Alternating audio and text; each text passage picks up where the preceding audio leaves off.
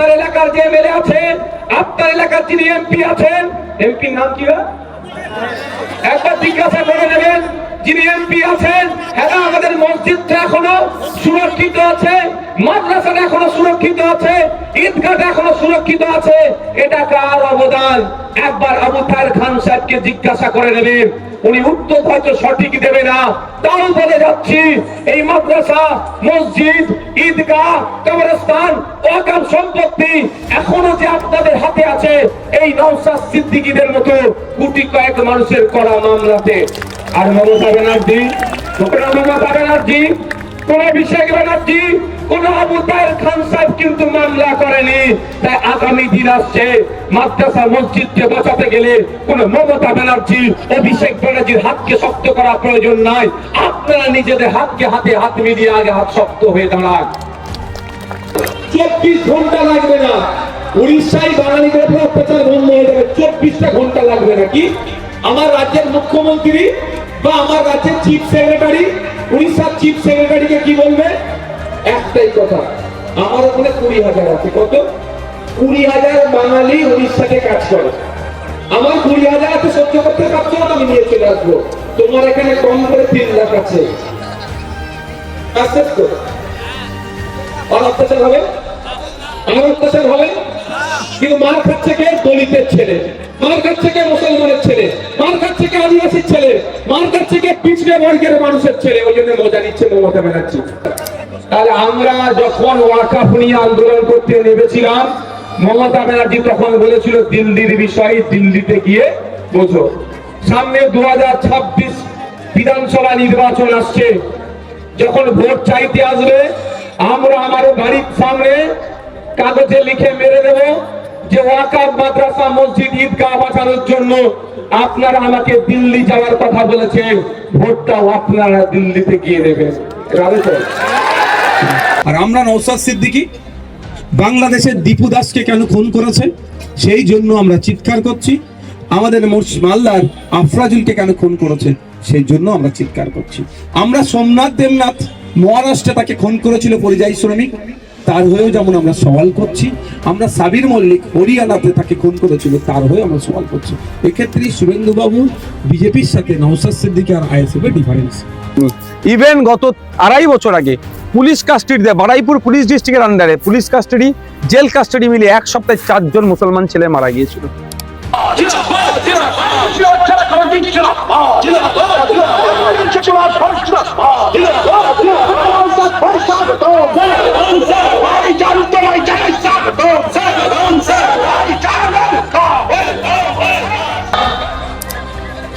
বাংলায় কথা বললে আক্রমণ নেমে আসছে, এইটার সমাধান করবে কে?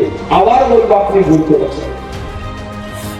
মুখ্যমন্ত্রী সর্বশেষে বলছি, সব থেকে বড় ভুল হয়েছে, ভুল মুখ্যমন্ত্রীকে ওই চেয়ারে বসানো। আপনার ভোট না হলে মুখ্যমন্ত্রী চেয়ারে বসতে পারতো না। তবে তো সরে যান না, প্রচুর অসুবিধা হচ্ছে। যারা থেকে সরে যান না, প্রচুর অসুবিধা, যারা বসে আছে তারা অসুবিধা আছে। আপনারা বসুন, বসে দেবে আছে। আপনি ভুল মুখ্যমন্ত্রীকে করেছেন, তাহলে আপনাদের যে সমস্যা সমাধান হয়ে যাবে। 24 ঘন্টা লাগবে না, উড়িষ্যায় বাঙালিদের উপর অত্যাচার বন্ধ হয়ে যাবে। 24টা ঘন্টা লাগবে নাকি? আমার রাজ্যের মুখ্যমন্ত্রী বা আমার রাজ্যের চিফ সেক্রেটারি উড়িষ্যার চিফ সেক্রেটারিকে কি বলবে? একটাই কথা, আমার ওখানে 20,000 আছে। কত? 20,000 বাঙালি উড়িষ্যাতে কাজ করে। আমার 20,000 আছে, সহ্য করতে পারছো না, আমি নিয়ে চলে আসবো। তোমার এখানে কম করে 3 লাখ আছে,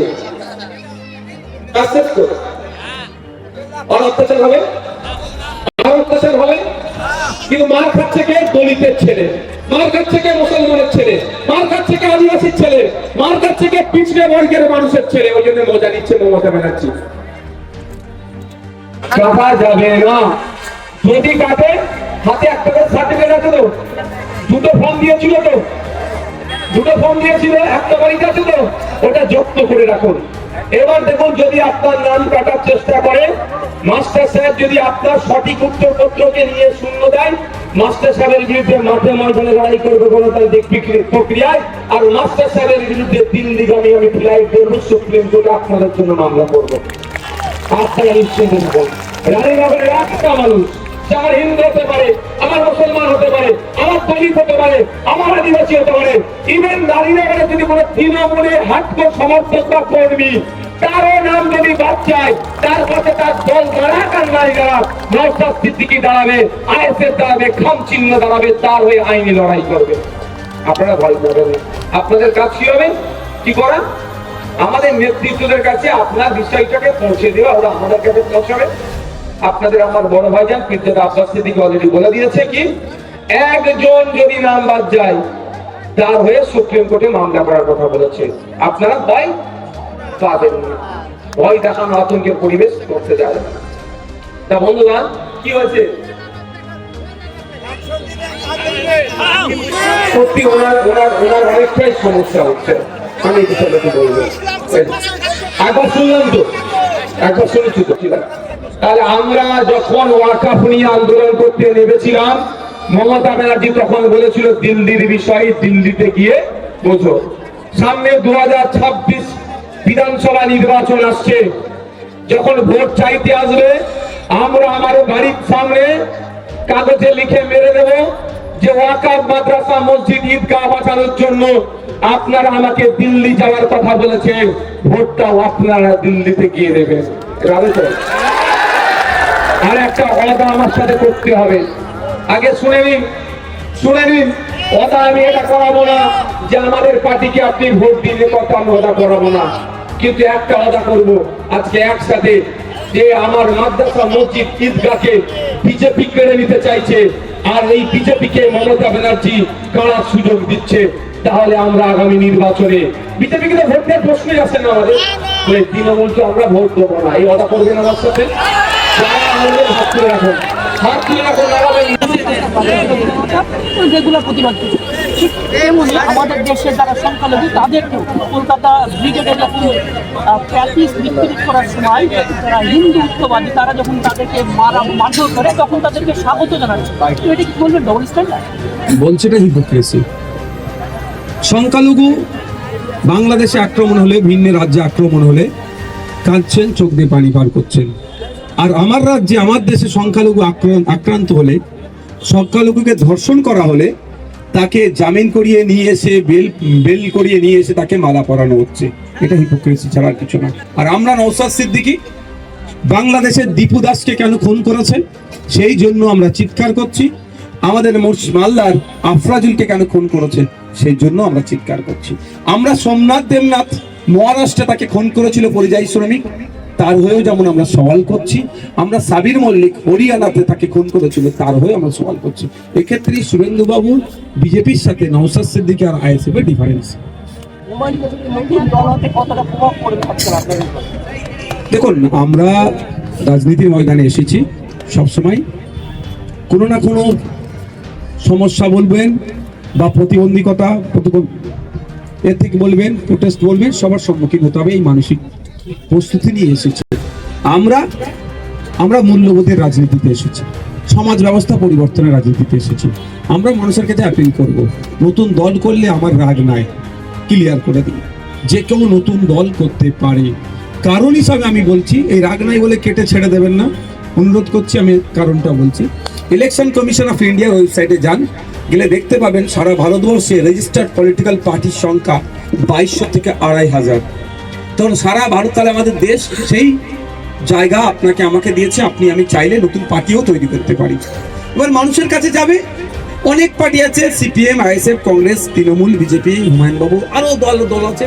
মানুষের কাছে যাবে, মানুষ যাকে মনে করবে যে এই পার্টিটাকে ভোট দিলে আমার ভালো একটা মুখ্যমন্ত্রী তৈরি হবে, এই পার্টিটাকে ভোট দিলে একটা লেবার মিনিস্টার তৈরি হবে, যে লেবার মিনিস্টার পরিযায়ী শ্রমিকদের দেখভাল করবে, আমার রাজ্যের শ্রমিকদের দেখভাল করবে, একটা এগ্রিকালচার মিনিস্টার তৈরি করবে, কৃষকদের যে আর্থিক দুরবস্থা অনটনকে দূর করবে, স্বামীনাথন কমিশনের সুপারিশগুলো বাস্তবায়ন করবে, উৎপাদিত ফসলের C+2+50% যে ফর্মুলাতে বিক্রি করার নিদান দেবে। সেই হচ্ছে ব্যাপার। সার্টিফিকেট আপনার হাতে থাকলে আপনি অফিসে কোটায় ফর্ম ফিল আপ করবেন, সব করবেন,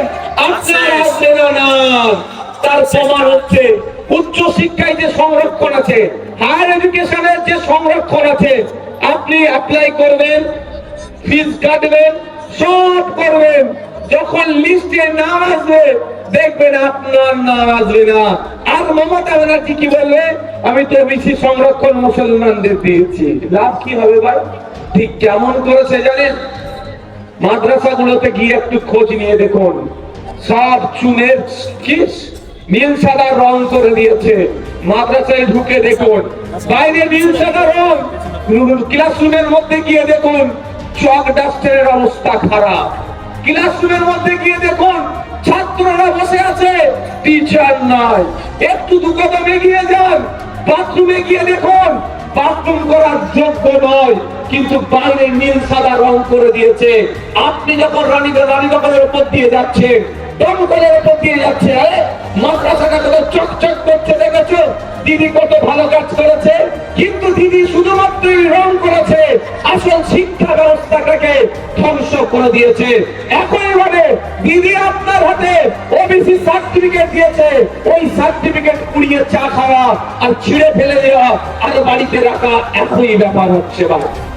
এবার আপনারা বলুন, এটা থেকে যদি পরিত্রাণ পেতে চাই, ডিসিডব্লিউ ডিপার্টমেন্ট ব্যাকওয়ার্ড ক্লাস যিনি আছে সেই দপ্তরের মন্ত্রীকে আমাকে চেঞ্জ করতে হবে। ভাই কবে চেঞ্জ করবেন? 2026-এ। যদি ইচ্ছা হয় চেঞ্জ করা দরকার তাহলে করবেন। মুর্শিদাবাদের মানুষের আপনাদের জানিয়ে রাখতে চাই, আপনাদের বলতে চাই যে প্রথম পয়েন্ট আছে এখানে ওয়াকফ সংশোধনী আইন 2025 বাতিল করতে হবে। এই লড়াই কিন্তু আমাদের থামলে হবে না, এটুকু মাথায় রাখুন। আপনার এলাকার যে এমএলএ আছে, আপনার এলাকার যিনি এমপি আছেন, এমপির নাম কি? একবার জিজ্ঞাসা করে নেবেন যিনি এমপি আছেন, হ্যাঁ আমাদের মসজিদটা এখনো সুরক্ষিত আছে, মাদ্রাসাটা এখনো সুরক্ষিত আছে, ঈদগাহটা এখনো সুরক্ষিত আছে, এটা কার অবদান? একবার আবু তাহের খান সাহেবকে জিজ্ঞাসা করে নেবেন, উনি উত্তর হয়তো সঠিক দেবে না, তাও বলে যাচ্ছি এই মাদ্রাসা, মসজিদ, ঈদগাহ, কবরস্থান, ওয়াকফ সম্পত্তি এখনো যে আপনাদের হাতে আছে, এই নওশাদ সিদ্দিকীদের মতো কোটি কয়েক মানুষের করা মামলাতে।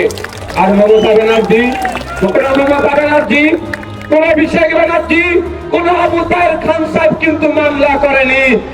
আগামী দিন আসছে, মাদ্রাসা মসজিদকে বাঁচাতে গেলে কোন মমতা ব্যানার্জি, অভিষেক ব্যানার্জির হাতকে শক্ত করা প্রয়োজন নাই। আপনারা নিজেদের হাতকে হাতে হাত মিলিয়ে আগে হাত শক্ত হয়ে দাঁড়ান। মাতঙ্গিরি হাজিরা, পৃথিবীতে মধ্যদার, ফুরফুরার বিরাম হকার, সিদ্দিক রহমতুল্লাহ থেকে শুরু করে গান্ধীজি, নেতাজি, মৌলানা আকরাম খাঁ সাহেব থেকে শুরু করে হোসেন আহমদ মাদানী সাহেব থেকে শুরু করে আপনার আমার পূর্বপুরুষেরা লড়াই সংগ্রাম করে, কেউ জীবন দিয়ে, কেউ অর্থ দিয়ে, কেউ সময় দিয়ে ব্রিটিশ মুক্ত ভারত তৈরি করলো। তারপরে বাবা সাহেব আম্বেদকরের নেতৃত্বে 2 বছর 11 মাস 18 দিন অক্লান্ত পরিশ্রম করার পরে আপনার আমার হাতে একটা দেশ কিভাবে চলবে কিতাব, বই তুলে দেওয়া হলো, গাইডলাইন তুলে দেওয়া হলো, যেটা 1950 সালে আমার দেশ অ্যাডাপ্ট করলো, তার নাম হচ্ছে সংবিধান।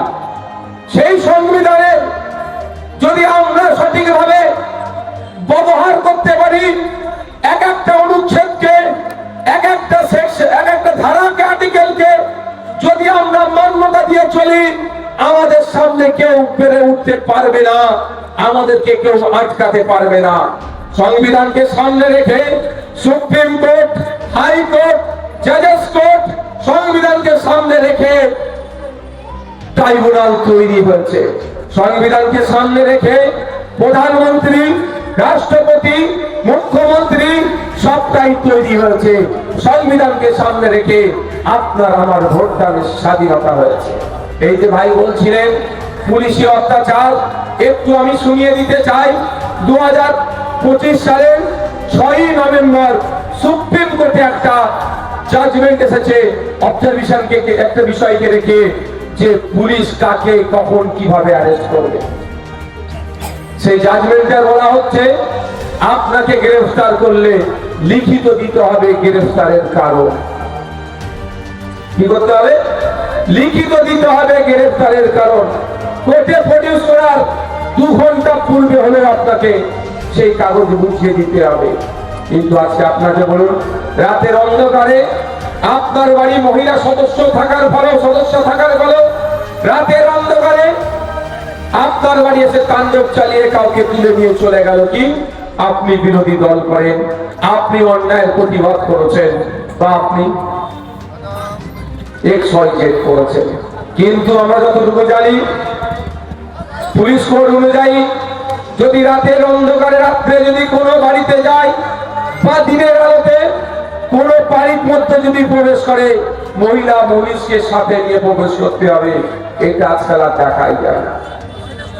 অন্যায় কাজ করছে, এই অন্যায় কাজ করলে কি করবেন? আইন হাতে তুলে নেবেন? একদম না, এর বিরুদ্ধে আটকাতে হবে। সেই জন্য এই অন্যায় কাজ না হয়, আপনি ভোট দিয়ে পুলিশের যিনি DGP, director general of police, পুলিশের যিনি সর্বোচ্চ কর্তা, তার মাথায় একজনকে বসিয়ে দিয়েছেন। তার নামটা হচ্ছে পুলিশ মন্ত্রী। পুলিশ মন্ত্রী আমাদের লোক, মানে ভোটারের লোক। সে নজর রাখবে তার আন্ডারে পুলিশগুলো সঠিক কাজ করছে কি ভুল কাজ করছে। পুলিশ মন্ত্রী সব সময় সজাগ থাকবে, পুলিশ ঠিক কাজ করছে কি ভুল কাজ করছে। পুলিশ যদি ভুল করে আমরা অভিযোগ দেব পুলিশের বিরুদ্ধে। ওসি যদি ভুল করে এসপি থেকে ডিজিপি এবং পুলিশ মন্ত্রীর কাছে। পুলিশ মন্ত্রীর কাজ হবে ওটাকে ভেরিফাই করা।